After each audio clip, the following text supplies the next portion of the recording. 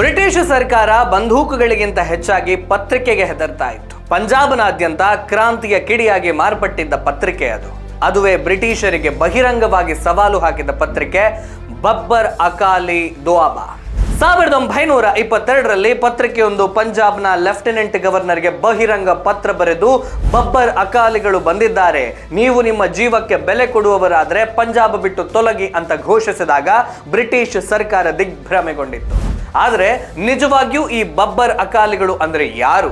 ವಾಸ್ತವವಾಗಿ ಫೆಬ್ರವರಿ 20, 1921ರಂದು ನೂರಾರು ಸಿಖ್ ಸುಧಾರಕರು ಗುರುನಾನಕ್ ದೇವ್ಜಿ ಅವರ ಜನ್ಮಸ್ಥಳದಲ್ಲಿ ಗೌರವ ಸಲ್ಲಿಸಲು ನನ್ಕಾನಾ ಸಾಹಿಬ್ಗೆ ಭೇಟಿ ನೀಡಿದರು. ಆದರೆ ಅವರ ಮೇಲೆ ಗುಂಡು ಹಾರಿಸಲಾಯಿತು, ಕತ್ತಿಗಳಿಂದ ಹಲ್ಲೆ ನಡೆಸಲಾಯಿತು ಮತ್ತು ಗಾಯಗೊಂಡವರಲ್ಲಿ ಅನೇಕರನ್ನ ಮರಗಳಿಗೆ ಕಟ್ಟಿ ಸೀಮೆಎಣ್ಣೆ ಸುರಿದು ಜೀವಂತವಾಗಿ ಸುಟ್ಟು ಹಾಕಲಾಯಿತು. ಈ ರಕ್ತಸಿಕ್ತ ಹತ್ಯಾಕಾಂಡವು ಇಡೀ ಪಂಜಾಬನ್ನ ಬೆಚ್ಚಿ ಬೀಳಿಸಿತ್ತು. ಈ ಘಟನೆಯ ನಂತರ ಬಬ್ಬರ್ ಅಕಾಲಿ ಚಳುವಳಿ ಹುಟ್ಟಿಕೊಂಡಿತ್ತು. ಬಬ್ಬರ್ ಅಂದರೆ ಸಿಂಹ. ಬ್ರಿಟಿಷ್ ಗುಲಾಮಗಿರಿಯನ್ನ ನಿರ್ಭೀತ ಹೋರಾಟದ ಮೂಲಕ ಮಾತ್ರ ಕೊನೆಗೊಳಿಸಬಹುದು ಅಂತ ಅವರು ನಂಬಿದ್ರು. ಈ ಚಳುವಳಿಯ ಶ್ರೇಷ್ಠ ನಾಯಕರಲ್ಲಿ ಒಬ್ಬರು ಜಥೇದಾರ್ ಕಿಶನ್ ಸಿಂಗ್ ಗರ್ಗಜ್. ಕುತೂಹಲಕಾರಿ ವಿಚಾರ ಅಂದ್ರೆ ಅವರು ಒಮ್ಮೆ ಬ್ರಿಟಿಷ್ ಸೈನ್ಯದಲ್ಲಿ ಹವಿಲ್ದಾರ್ ಮೇಜರ್ ಆಗಿ ಸೇವೆ ಸಲ್ಲಿಸಿದ್ರು. ಆದರೆ ಬ್ರಿಟಿಷರ ನಿಜವಾದ ಮುಖವನ್ನ ಕಂಡ ನಂತರ ಅವರು ಅದೇ ಸರ್ಕಾರದ ವಿರುದ್ಧ ದಂಗೆಯ ಮಾರ್ಗಗಳನ್ನ ಆರಿಸಿಕೊಂಡರು. ಕ್ರಾಂತಿಗಳನ್ನ ಬಂದೂಕುಗಳಿಂದ ಮಾತ್ರ ಅಲ್ಲ, ವಿಚಾರಗಳಿಂದಲೂ ಗೆಲ್ಲಬಹುದು ಅಂತ ಬಬ್ಬರ್ ಅಕಾಲಿಗಳು ಅರ್ಥ ಮಾಡಿಕೊಂಡರು. ಆದ್ದರಿಂದ ಆಗಸ್ಟ್ 20, 1922ರಂದು ಅವರು ಬಬ್ಬರ್ ಅಕಾಲಿ ದುಆಬಾ ಪತ್ರಿಕೆಯನ್ನು ಪ್ರಾರಂಭಿಸಿದ್ರು. ಬ್ರಿಟಿಷರು ಅದಾಗಲೇ ಕ್ರಾಂತಿಕಾರಿ ಬರಹಗಳನ್ನು ನಿಷೇಧಿಸಿದ್ದರಿಂದ ಬಬ್ಬರ್ ಅಕಾಲಿಗಳು ಸೈಕ್ಲೋಸ್ಟೈಲ್ ನಕಲು ಯಂತ್ರವನ್ನ ತಮ್ಮ ಹೆಗಲ ಮೇಲೆ ಹೊತ್ತುಕೊಂಡು ಶಿವಾಲಿಕ್ ಬೆಟ್ಟಗಳ ಕಾಡುಗಳಲ್ಲಿ ಹೋಗಿ ಅಲ್ಲಿ ಪತ್ರಿಕೆಯನ್ನು ಮುದ್ರಿಸಿ ನಂತರ ಅದನ್ನ ಹಳ್ಳಿಯಿಂದ ಹಳ್ಳಿಗೆ ವಿತರಿಸಿದ್ರು. ಅವರು ಈ ಚಲಿಸುವ ಮುದ್ರಣಾಲಯವನ್ನ ಫ್ಲೈಯಿಂಗ್ ಪ್ರೆಸ್ ಅಂತ ಕರೆದರು.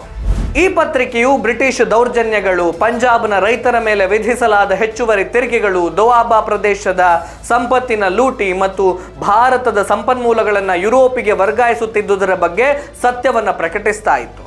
ಪ್ರತಿಯೊಂದು ಸಂಚಿಕೆಯು ಪಂಜಾಬಿಗಳಿಗೆ ಸ್ವಾತಂತ್ರ್ಯವನ್ನ ಭಯದಿಂದಲ್ಲ, ಧೈರ್ಯ ಮತ್ತು ಏಕತೆಯ ಮೂಲಕ ಗೆಲ್ಲಬಹುದು ಅನ್ನುವಂಥ ಸಂದೇಶವನ್ನು ರವಾನಿಸಿತು. ಈ ಪತ್ರಿಕೆ ಜನರಲ್ಲಿ ಜನಪ್ರಿಯತೆಯನ್ನು ಗಳಿಸಲು ಪ್ರಾರಂಭಿಸಿದಾಗ ಬ್ರಿಟಿಷ್ ಸರ್ಕಾರ ಭಯಭೀತವಾಯಿತು. ಅದು ಅಮನ್ ಸಭೆಗಳನ್ನು ಆಯೋಜಿಸಿತ್ತು, ಬಬ್ಬರ್ ಅಕಾಲಿಗಳ ವಿರುದ್ಧ ಮಾಹಿತಿ ನೀಡುವಂತ ಜನರನ್ನ ಕೇಳಿತ್ತು ಮತ್ತು ಉಚಿತ ಸಿಹಿ ತಿಂಡಿಗಳನ್ನು ಸಹ ವಿತರಣೆ ಮಾಡಿತ್ತು. ಆದರೆ ಜನರ ಹೃದಯಗಳಲ್ಲಿ ಕ್ರಾಂತಿಯ ಬೆಂಕಿ ಮತ್ತಷ್ಟು ಬಲವಾಗಿ ಉರಿಯಿತು. ಕೊನೆಗೆ ಜಥೇದಾರ್ ಕಿಶನ್ ಸಿಂಗ್ ಗರ್ಗಜ್ ಅವರನ್ನ ಬಂಧಿಸಲಾಯಿತು. ಆದರೆ ಅವರು ವಕೀಲರನ್ನ ನೇಮಿಸಿಕೊಳ್ಳಲಿಲ್ಲ ಅಥವಾ ಬ್ರಿಟಿಷ್ ನ್ಯಾಯಾಲಯದಲ್ಲಿ ತಮ್ಮನ್ನು ತಾವು ಸಮರ್ಥಿಸಿಕೊಳ್ಳಲೂ ಇಲ್ಲ. ಅವರ ಸ್ಪಷ್ಟ ಉತ್ತರ ಅಂದ್ರೆ ವಿದೇಶಿ ಸರ್ಕಾರಕ್ಕೆ ನನಗೆ ನ್ಯಾಯ ಒದಗಿಸುವುದಕ್ಕೆ ಯಾವ ನೈತಿಕ ಹಕ್ಕಿಲ್ಲ ಅಂತ.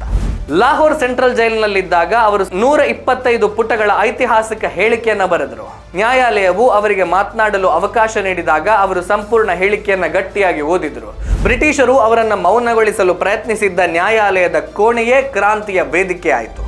ಬಬ್ಬರ್ ಅಕಾಲಿ ದುಆಬಾ ಕೇವಲ ಒಂದು ಪತ್ರಿಕೆ ಆಗಿರಲಿಲ್ಲ, ಆಲೋಚನೆಗಳ ಶಕ್ತಿ ಕೆಲವೊಮ್ಮೆ ಬಂದೂಕುಗಳ ಶಕ್ತಿಗಿಂತಲೂ ದೊಡ್ಡದಾಗಿರ್ತದೆ ಅಂತ ಪಂಜಾಬ್ಗೆ ತೋರಿಸಿದ ಧ್ವನಿಯಾಗಿತ್ತು.